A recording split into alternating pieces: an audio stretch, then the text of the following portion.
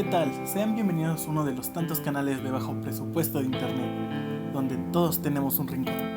Yo soy Maya y hoy les contaré la historia de los sismos en México.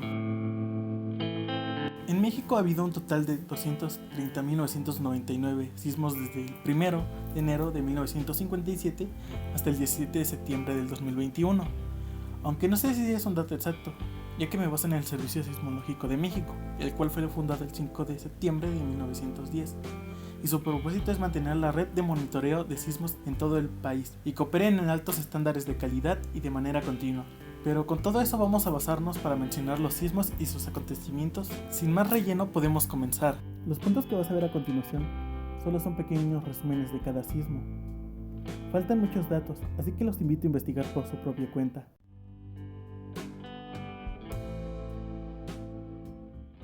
Ese día era domingo alrededor de las 2:40 de la madrugada.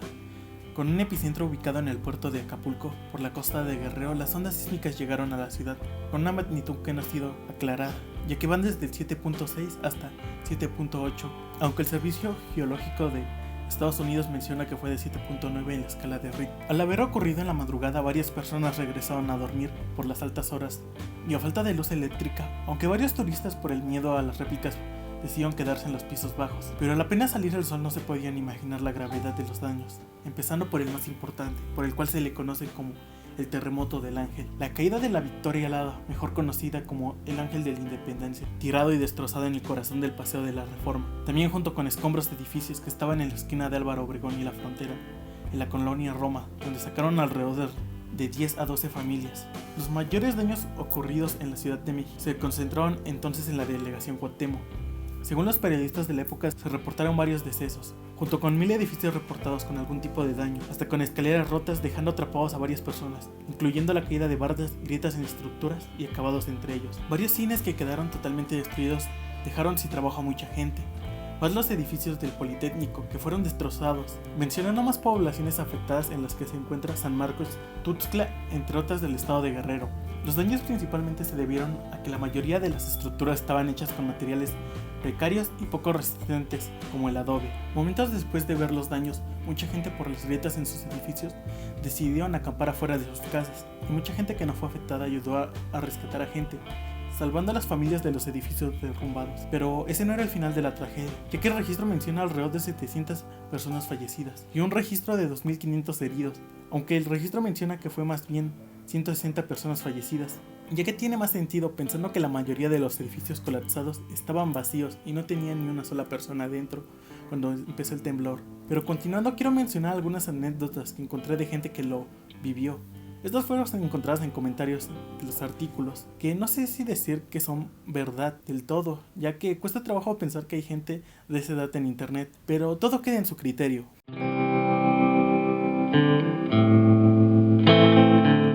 Tenía 8 años cuando pasó el temblor de 1957. Estaba dormido y mi mamá me despertó. Yo no sabía qué estaba pasando, pero me sentía mareado. Salimos al patio y mi mamá dijo que rezáramos a Dios para que parara. Nunca olvidaré eso. Sí sentí ese temblor, pero estaba en la Meca. Estaba dormido y desperté sin saber qué sucedía, hasta que escuchamos los noticieros. Si hubiéramos estado en la Ciudad de México, sí nos hubiera ido muy mal. Mi mamá me dijo que mi abuelo le había dicho que un vagabundo había entrado a un restaurante donde él trabajaba y pidió dinero y nadie le quiso dar. Entonces el vagabundo les dijo a todos que iban a llorar y pues ocurrió el temblor. Sí, lo último fue real, qué miedo. Da miedo pensar que una simple acción cambie todo. Y como dato final, la gente de la época piensa que cuando se volvió a levantar el ángel, México volvió a brillar con normalidad.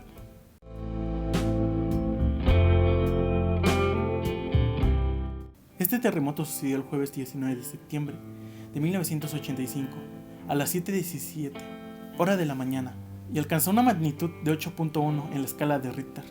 Duró alrededor de 4 minutos, aunque piensan que 5. Lo más importante es que más de 1 minuto y medio fue el que causó más daños, siendo el punto de mayor intensidad. El epicentro fue en el Océano Pacífico, cerca de la desembocadura del río Balsas, en la costa del estado de Michoacán, y el hipocentro a 15 kilómetros de profundidad abajo de la corteza terrestre. Con el sismo, México perdió todo tipo de comunicación entre sí, haciendo que los primeros instantes las autoridades quedaran paralizadas. siendo las primeras personas en movilizarse los mismos ciudadanos, con palas, picos y carretillas, y hasta las manos, para quitar los escombros y salvar la vida de sus familiares o amigos o de quien pudieran.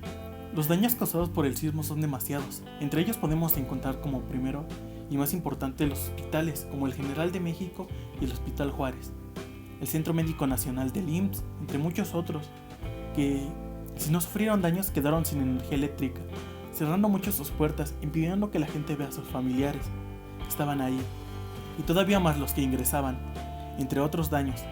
Hay escuelas, edificios, multifamiliares, negocios, entre ellos talleres de costura, hoteles, oficinas, empresas, incluyendo daños a calles, tuberías de agua potable, redes de comunicación, afectando el metro de la Ciudad de México y los transportes públicos. Poco después de terminado el temblor, como dije, las personas empezaron a movilizarse, ayudándose entre sí. Después las unidades siguieron ayudando, retirando cadáveres y a la gente herida, siendo llevada a los hospitales. Pero después, el 20 de septiembre a las 7:37 de la noche, pasó una réplica, con el mismo epicentro, complicando las cosas, derrumbando las construcciones que estaban a nada de caerse, causando mucho miedo en los mexicanos. Esta réplica fue alrededor de 7.1 en la escala de Richter, haciendo que los más afectados fueran otra vez los hospitales, dejándolos sin energía, sumando una gran cantidad de gente que no pudo ser salvada. Tuvo que ser retirada la mayoría de cuerpos en un estadio de béisbol, para poder ser identificados después con hielo, para poder dar oportunidad a que no se descompongan, retrasando la aceleración de la degradación. Algunos estaban en pésimo estado, desfigurados, haciendo que su identificación fuera aún más difícil. Aumentados por la angustia, después de 3 días los cadáveres no reconocidos fueron enterrados en fosas comunes, una opción rebuscada pero necesaria, ya que varias personas temían que al estar con una gran cantidad de cadáveres en descomposición pudiera causar epidemias y enfermedades.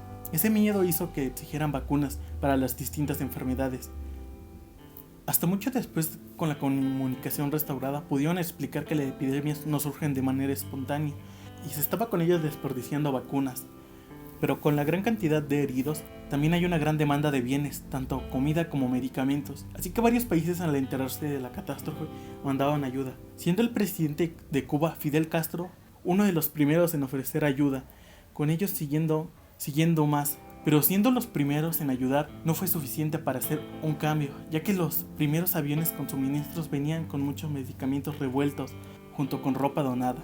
Estaban en otros idiomas, así que varios medicamentos, junto con médicos, doctores y enfermeros, se la pasaban abriendo cajas y acomodando los medicamentos como podían, sin mencionar que varios no les servían, ya que no esperaban las indicaciones de lo que necesitaban. Pero cuando pudieron restablecer la comunicación, lo primero en pedir fue equipo especializado para el rescate y salvamento de personas atrapadas en los edificios destruidos, equipo para hospitales de nivel 2 y 3, equipos y suministros para saturar, perfusiones intravenosas, películas de rayos X y aparatos de refrigeración, entre varios medicamentos y alimentos para los damnificados. La gente que sufrió este gran sismo también dormía en calles y en parques por el miedo de las réplicas. Aparte que quedaron sin agua y comunicación.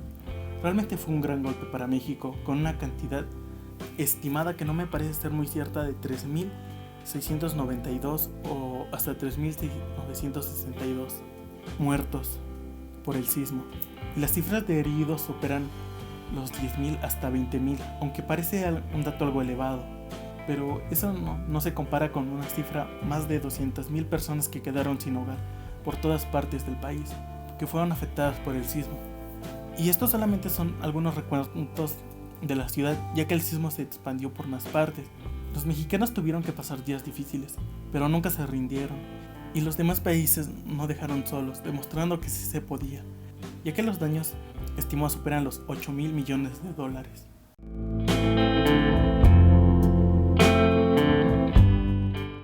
Estoy seguro de que fueron más de 10.000 muertos. Un maestro de la prepa nos contó que él fue a ayudar, justo un día después del temblor. Nos dijo que apenas entraba a la ciudad empezó a oler a cadáver, y todo el trayecto hasta llegar al Estadio Azteca siguió oliendo así. Yo tuve la suerte de no vivir ese desastre, pero tuve una maestra que contaba siempre su experiencia. Ella estaba en su departamento, su esposo se acababa de ir a trabajar, ella estaba cuidando a su bebé. Fue entonces cuando comenzó un terremoto. Vio los edificios de los costados caerse e instintivamente cargó a su bebé y salió del edificio. Para cuando salió del terremoto ya había terminado. El edificio donde ella vivía estaba ladeado, pero no se había caído. Todo estaba lleno de polvo, todo estaba destruido. De los sobrevivientes nadie quería entrar a sus casas, tenían miedo de que ocurriera una réplica, cosa que ocurrió. La maestra cuenta que unos minutos después del terremoto, ella y los vecinos vieron un hombre petrificado, en un estado de shock. Le preguntaron si estaba bien, pero él no podía hablar. Cuando por fin pudo hablar, les dijo que tan solo hacía 5 minutos había visto a su familia en el apartamento. Se despidió de ellos y salió, y apenas estuvo fuera comenzó el temblor. Y vio el edificio derrumbarse con su familia adentro. Todos murieron. Yo viví 2 terremotos, el del 85 con 16 años y el del 2017 con 48, y han sido una de las experiencias dolorosas de recordar. Sin embargo, en ninguno de los 2 sismos sufrí ningún daño físico, ni nadie de mi familia. Gracias a Dios. Sin embargo, duele ver y recordar toda esta tragedia.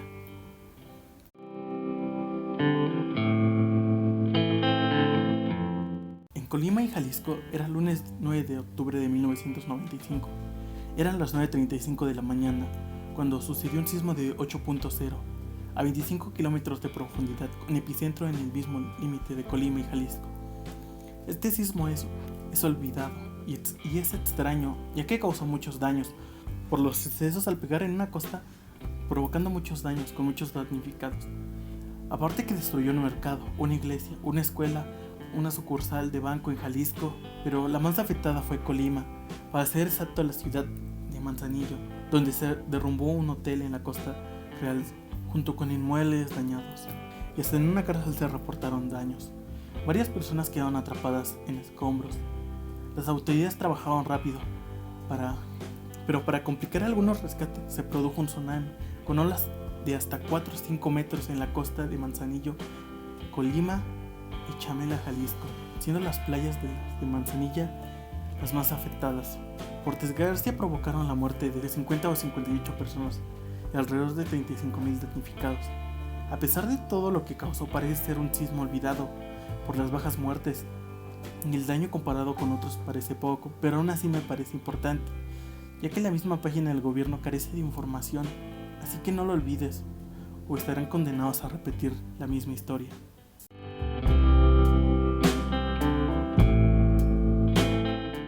Y estudiaba en la prepa 8, estábamos en el receso cuando de repente empezó el temblor.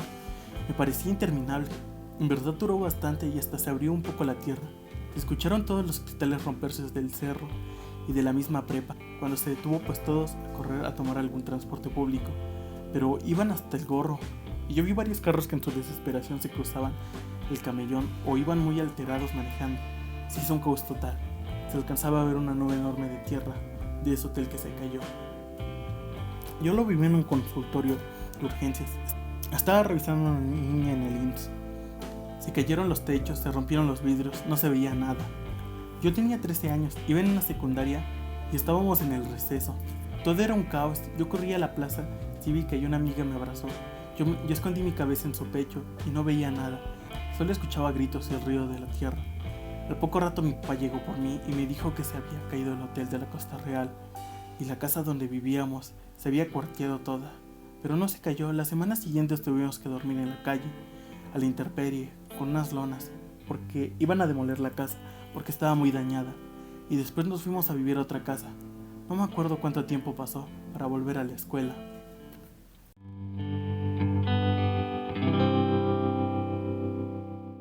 Ese día era martes 15 de junio de 1999, a las 3:42 de la tarde, principalmente en el estado de Puebla.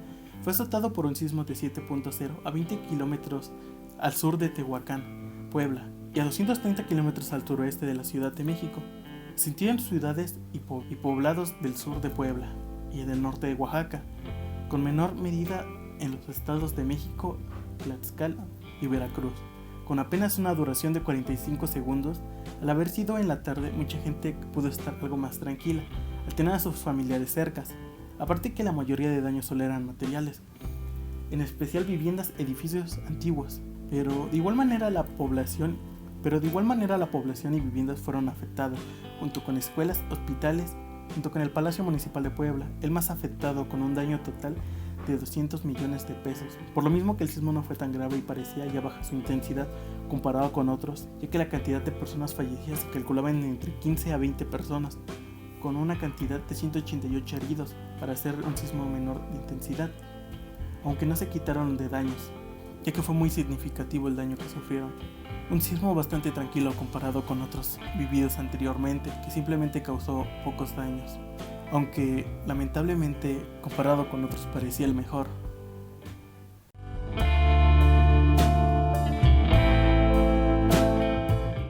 Yo recuerdo que estaba en la prepa en ese entonces. Justo había llegado a mi casa cuando empezó a temblar y escuché como decían que en el centro había quedado bien afectado, pero nunca vi imágenes ni nada. Yo tenía 15 años cuando pasó.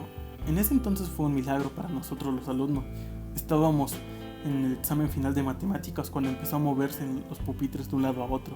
La escuela sufrió muchos daños, inclusive de raíz de esto derrumbaron el edificio central. Todavía me acuerdo cómo quedó. Se partió a la mitad. Una amiga y yo quedamos enterradas en un edificio. Fue una de las experiencias más traumáticas que he vivido. Gracias a Dios podemos seguir celebrando la vida.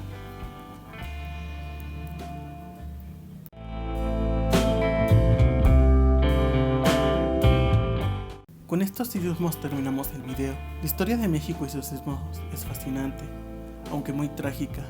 Y hasta aquí llegó este video. Esta es la primera parte de 2, donde hablaremos de todos los sismos más importantes de México. Esperen la segunda parte pronto en estos días. Así que no olviden que el día de hoy, 19 de septiembre, se conmemora otro año más de los sismos del 2017 y de 1985, que pasarán a la historia por haber sido trágicos para México, pero que a pesar de todo se levantó. Yo soy Maya y les digo adiós. Hey, what's the matter, honey? I don't sleep 'cause when I do, all I